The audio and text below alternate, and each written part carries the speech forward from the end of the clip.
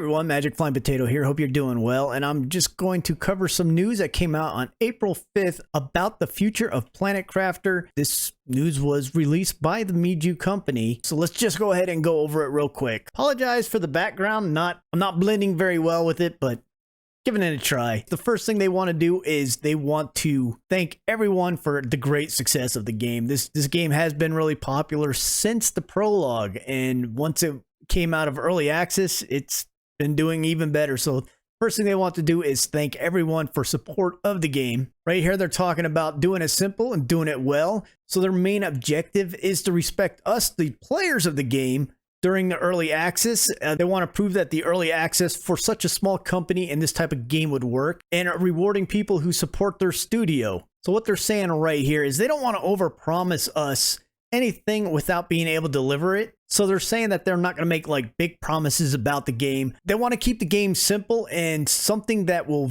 work very well. They also say that they're trying to keep their team very small, so the scope of the game won't become like a huge big game like a lot of people are hoping for.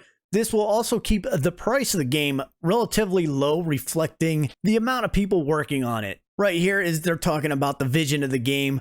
95% overwhelmingly positive reviews on Steam. Again, this game is very fun to play. I've played it, I reviewed it, I've done tutorials on it. Love it. It's just a different type of survival game, and I love the direction that they have taken with this game. So what they're talking about, what they want the final game to be right here. What they want the final game to be is a 30 to 60 hour relaxing terraforming survival game where players see the world evolving as they explore a big map, discover secrets, and uncover the story of the planet. They're also taking inspiration in real science, but without going overboard with the hyper-realistic setting and things about terraforming the planet. They want replayability as well with the game. For players who want to try out different things in the game, they want to keep it enjoyable, so you want to come back and play it multiple times. So with updates in the early access, they're talking about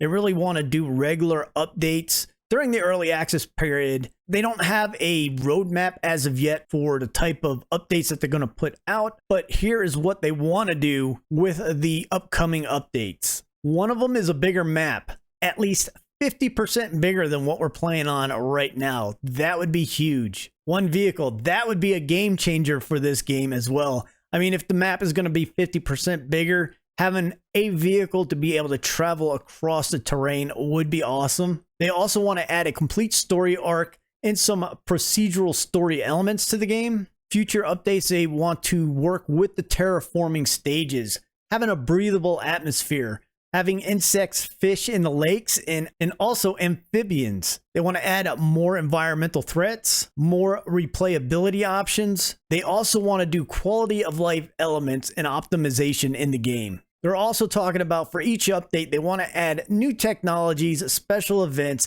increase the map size, add secrets, and they also have some other surprises that they won't be talking about that you will find out when the updates come. Here's a big one of what won't be in the game. So right here, they're talking about they are a small indie company. They're not a AAA game, so they don't have the staff to create a huge, crazy game. And with that said, this will never be in the game according to them. Big monsters and aliens, guns, fighting and violence, interplanetary roaming, spaceship piloting, really complex systems, and completely accurate science. Also realistic and next-gen graphics. So I really like this, the really complex system and the completely accurate science. I have played some games that get highly technical with how you craft things and how things work. Although they are fun, they get you thinking. It's not a relaxing style of game. With this, they want to keep it fun, but yet kind of make it based off of science. And I just love that direction that they're going. Thing about multiplayer and procedural maps. A lot of people been asking for multiplayer on this game, and they're saying that making a multiplayer game could bring lots of bugs, instabilities, and greatly decrease overall gameplay. So they are not looking at making this a multiplayer game. As it stands right now, it is going to pretty much stay a single player game. And right here is where they say They want to make sure the single player experience is perfect before committing to anything else. If this ever happens, it will be after 1.0 release, and that is talking about the multiplayer aspect in procedural maps. And right here, they are talking about procedural maps, which are randomly generated maps. They want to stick with the handmade maps. So what we're playing on is a handmade map, and it allows them to pace the experience of the players, their discoveries, and keep the map interesting while including different terraforming stages with great details. What to expect after the 1.0 launch. Once the full release of the game 1.0 is done, they said that they will come back with a new plan.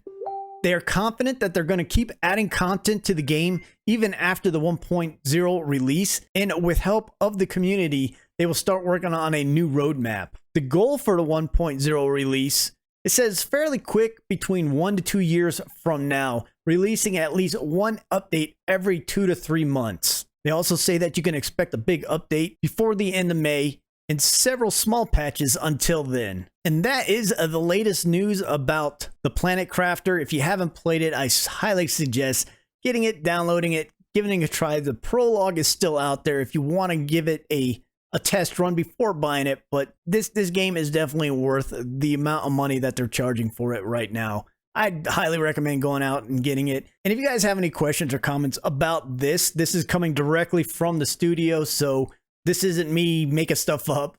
But if you do have any questions or comments, go ahead and leave them below. I'll try to get back to you as soon as possible. And as always, you guys have a great time out there terraforming this planet and enjoy the journey. I am Magic Flying Potato, and I am Oot.